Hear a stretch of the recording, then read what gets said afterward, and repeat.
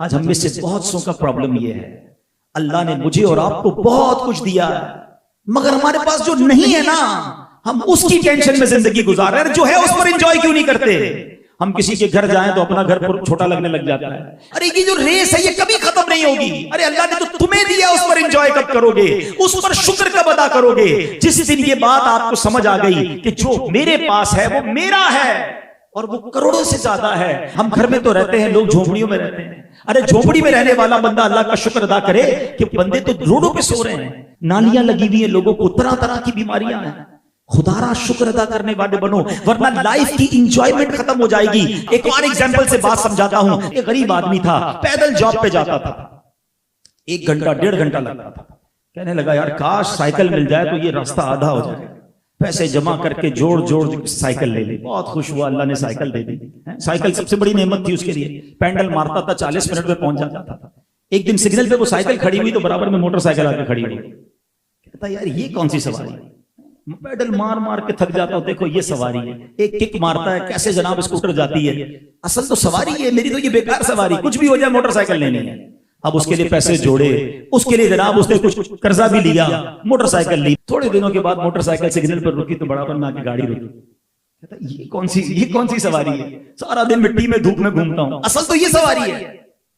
مشکل سے قرضہ لیا، سودی پیسے لیے، چھوٹی سی مہران گاڑی لے لی، اب جب مہران میں گھومتا رہا، تھوڑے دنوں بعد گاڑی سگنل پر رکی تو برابر میں کرولا آ کے کھڑی ہوئی، تو لگا یار یہ میری کون سی گاڑی ہے، وہ ایئر کنڈیشن والی، اس پہ تو شیشے بھی کچھ چڑھانے پڑتے ہیں۔ ہر اس بندے کو اپنی چیز کمزور لگنے لگتی ہے جب وہ دوسروں کی چیزوں پر نظر رکھتا ہے، حالانکہ یہ وہی چیز تھی کہ جس کی میں اور آپ تمنا کر رہے تھے۔ اگر لائف سکون والی گزارنی ہے نا تو علماء بڑی پیاری بات فرماتے ہیں کہ نعمتوں میں اپنے سے پیچھے والوں کو دیکھیں اور نیکیوں میں اپنے سے آگے والوں کو دیکھیں، آپ کی زندگی بڑی پرسکون ہو جائے گی، آپ بڑی انجوائے کریں گے لائف کو۔ جب بھی آپ کو یہ لگے نا کہ یار میرے پاس کچھ کم ہے تو اپنے سے کم لوگوں کو دیکھیں گے، آپ کو لگے گا یا اللہ تیری مہربانی، میرے پاس تو بہت کچھ ہے، مجھے تو نے بہت ساری نعمتوں سے نوازا ہے۔ ایک بزرگ کے بارے میں آتا ہے نا، وہ ایک بار کہیں جا رہے تھے تو ان کے پیر میں چپل نہیں تھے، کہتے ہیں یا اللہ نے چپل ہی نہیں دی۔ تھوڑی دیر ہوئی تو ایک بندہ قریب سے گزرا، اس کے پیر ہی نہیں تھے، یا اللہ تیری مہربانی، مجھے پیر تو دیے۔ کمپٹیشن ضرور کریں مگر گھر میں، گاڑی میں، بنگلے میں، فیکٹری میں، دنیا میں نہیں کرنا ہے تو نیکیوں میں کریں نا۔ بھول گئے آپ غزوہ تبوک جب حضرت عمر فاروق رضی اللہ عنہ تھوڑے سے پیسے تھے، آج حال کیا ہے بندے کے بعد تھوڑے پیسے آ جائیں، کہتا بڑے ارمان تھے وہ گناہ ابھی تک نہیں کیا، اب پیسے آئے ہیں اب میں وہ کروں گا۔ حضرت عمر کے پاس تھوڑے پیسے آئے تھے، کہتے ہیں آج موقع ملا ہے ابو بکر صدیق سے آگے بڑھنے کے لیے۔ کیا نبی پاک کے پاس اپنا 50% ویلتھ لے کے چلے گئے کہ حضور اللہ کے دین کے لیے لایا ہوں۔ اے عمر کیا لائے ہو؟ کہ حضور 50% لایا ہوں۔ گھر والوں کے لیے کیا چھوڑا ہے؟ آدھا گھر والوں کے لیے چھوڑا ہے۔ حضرت عمر کہتے ہیں میں نے سوچ لیا کہ آج شاید میں حضرت ابو بکر سے نیکیوں میں آگے بڑھ جاؤں گا، مگر یہ کیسا شاندار کمپٹیشن تھا کہ حضرت ابو بکر صدیق جب آتے ہیں تو سامان لے کر آتے ہیں، میرے آقا کہتے ہیں ابو بکر کیا لائے ہو؟ کہ حضور گھر میں جو کچھ تھا سب لے آیا ہوں۔ اے ابو بکر گھر والوں کے لیے کیا چھوڑا ہے؟ کہ حضور گھر والوں کے لیے اللہ اور اس کا رسول کافی ہے۔ یہ کمپٹیشن تھا، وہ نیکیوں میں آگے بڑھنا چاہتے تھے۔ مجھے ایک سوال کا جواب چاہیے، آج ہم کسی کی ترقی دیکھ کر یہ سوچتے ہیں کہ میں پیچھے رہ گیا، یہ میرے ساتھ بزنس شروع کرنے والا اس نے اتنی بلڈنگیں بنا لی، اتنے پروجیکٹ بنا لیے، یہاں بھی پروجیکٹ، ارے ابھی یہ ختم نہیں ہوا تو 3 اور پروجیکٹ کا اس نے اعلان کر دیا۔ کیوں ٹینشن ہوتی ہے دل میں؟ اسے اللہ نواز رہا ہے، تم اللہ سے کہو یا اللہ اسے نواز رہا ہے مجھے بھی نواز دے، حسد دل میں نہ لاؤ۔ لیکن یہ جو ٹینشن ہے، کبھی ایسے شخص کو دیکھ کر دل میں خیال کیوں نہیں آتا یہ کاروبار بھی کرتا ہے، یہ دین کا کام بھی کرتا ہے، میں کب ایسے کروں گا؟ پلیز اپنی سوچ کے محور کو بدلیے، اپنی لائف میں آج سے یہ چینج لائیے۔ ہم سب نے دنیا سے جانا ہے، کچھ ایسا کر کے جائیے کہ جب ہم دنیا سے جائیں تو اللہ کریم ہم سے راضی ہو۔ پیارے آقا علیہ الصلوۃ والسلام نے فرمایا ایک بندے کے انتقال کا وقت تھا، اس کے 3 دوست تھے، اس نے ایک کو بلایا اور کہا کہ تم میرا انتقال کا وقت ہے، تم میرے ساتھ کب تک رہو گے؟ تو اس شخص نے کہا کہ میں بس آپ کی روح نکلے گی اور میں الگ ہو جاؤں گا آپ سے، آپ ادھر انتقال فرمائیں گے اور میں آپ سے دور ہو جاؤں گا۔ دوسرا شخص دوسرے دوست کو بلایا کہ تم میرے ساتھ کب تک رہو گے؟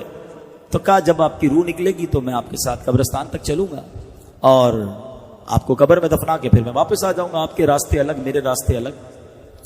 تیسرا دوست تھا، اس کو بلایا اس مرنے والے شخص نے کہ تم میرے ساتھ کیا کرو گے؟ میرا انتقال کا وقت قریب ہے۔ کہا میں تو آپ کے ساتھ قبر کے اندر بھی جاؤں گا، اور قبر میں آپ کو راحت پہنچاؤں گا. آپ کو عذاب آنے لگا تو میں روک بنوں گا.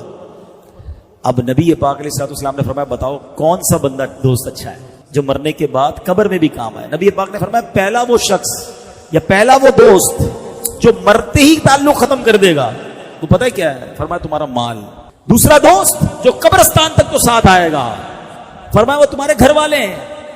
غسل، تدفین، جنازہ اس میں شرکت کر لیں گے، کچھ دیر تک تمہارا، کچھ دنوں تک تمہارا ذکر کر لیں گے، مگر پھر وہ بھی زندگی میں مصروف ہو جائیں گے. کسی اور کی بات کیوں کرتے ہو؟ اپنی کر لیتے ہیں نا. کسی اور کو چھوڑو. میرے والد والدہ کا، آپ میں سے کئیوں کے والد کا، والدہ کا، دادا دادی کا، نانا نانی کا انتقال ہوا. وہ بڑے دن بڑے تکلیف میں گزرے. اب کہاں یاد آتی ہے؟ کتنوں کو یاد آتی ہے؟ کب کب یاد آتی ہے؟ میں اور آپ بھی بھولی بسری داستان ہو جائیں گے. 2 4 6 دن 10 دن، کوئی زیادہ مشہور آدمی ہوا تو سال 2 سال، بس پھر ختم. جناب دنیا رکتی نہیں کسی کے لیے. فرمایا دوسرا دوست کہا وہ تمہارے گھر والے ہیں. اور نبی پاک نے فرمایا وہ تیسرا دوست جو تمہارے ساتھ قبر میں بھی جائے گا نا، تمہیں عذاب سے بچائے گا، وہ تمہارے اعمال ہیں. کیا خوبصورت مثال کے ذریعے بات سمجھائی ہے. بتاؤ فکر اپنی چیز ہے نا، پیسہ، فیملی اور اعمال، تینوں میں سے امپورٹنس کس کو دینی چاہیے؟ سچ بتاؤ.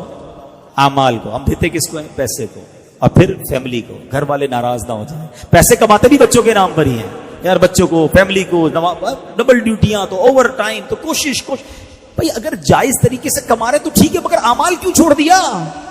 حرام میں کیوں پڑ گئے؟ نمازیں کیوں قضا ہو رہی ہیں؟ کیونکہ یہ تو قبر میں جانا تھا. کوئی قبر میں نہیں آئے گا میرے ساتھ. یہ میڈیا ایک طرح سے بڑی کمال کی چیز ہے. جیسے ابھی ہم جو کر رہے ہیں نا، انشاءاللہ یہ اتنا کمال ہو رہا ہے کہ میں اور آپ مر بھی جائیں گے نا، یہ ویڈیو باقی رہے گی. سبحان اللہ. آپ کی اچھی اچھی باتیں لوگ سنتے رہیں گے اور آپ کو قبر میں ثواب ملتا رہے گا. لیکن یہی میڈیا اتنا خطرناک بھی ہے کہ اگر میں نے اسی میڈیا پہ کوئی غلط چیز لگا دی نا، گناہوں والی چیز، میں چلا جاؤں گا، آپ چلے جائیں گے، وہ باقی رہے گی. وہ ڈیلیٹ کون کرے گا؟ لوگوں کے موبائل میں سیو ہوگی، پتہ نہیں کون کون سے سوشل میڈیا پلیٹ فارم پہ ہوگی، وہ چلتی رہے گی. اور اللہ ناراض ہوا تو قبر میں اس پر کہیں مارنا پڑتی رہے. منع کرنا صحیح طریقے سے سیکھنا ہو تو حاجی مشتاق سے سیکھنا چاہیے. ہمارا مسئلہ کیا ہوتا ہے؟ ہماری میموری میں کہتے ہیں نہ میں جنگ ہے نا، ہاں میں تو جنگ نہ ہے. آپ کسی کو منع کریں گے تو وہ ناراض ہوگا نا. تو اصل جو سبجیکٹ ہے نا، آج کل بڑے بڑے سیمینار کروائے جاتے ہیں، ہاؤ ٹو سے نو، نہیں کہنے کا صحیح طریقہ. ہمارا مسئلہ یہ ہے کہ ہم جب کسی چیز کو منع کرتے ہیں تو سامنے والا ہم سے ناراض ہو جاتا ہے.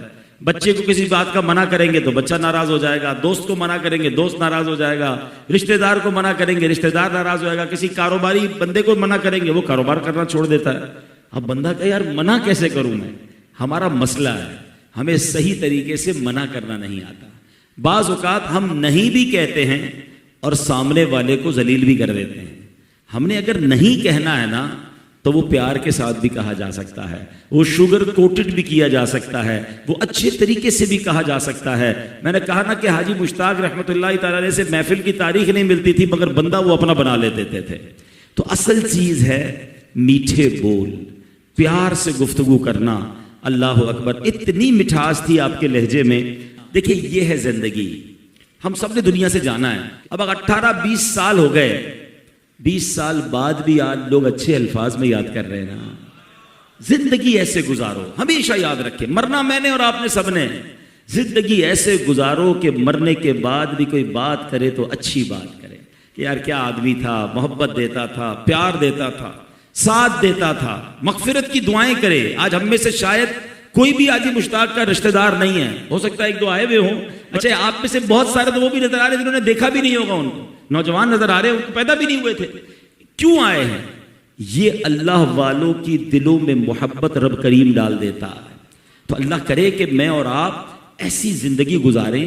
دیکھیے بزرگوں نے بھی 60-70 سال ہی زندگی گزاری ہے، مگر وہ 60-70 سال ایسے گزار کر چلے گئے کہ صدیاں گزر گئی ہیں، لوگ انہیں یاد رکھ رہے ہیں، لوگ ان کا نام لیتے ہیں. بڑے بڑے مالدار، بڑے بڑے جناب بل اونر، بڑے بڑے ڈگری ہولڈر آئے، آج ان کی قبروں پر تختیاں بھی نہیں اور پہچاننے والا بھی کوئی نہیں. تو اصل چیز یہ ہے کہ آپ نے لوگوں کے لیے کیا کیا.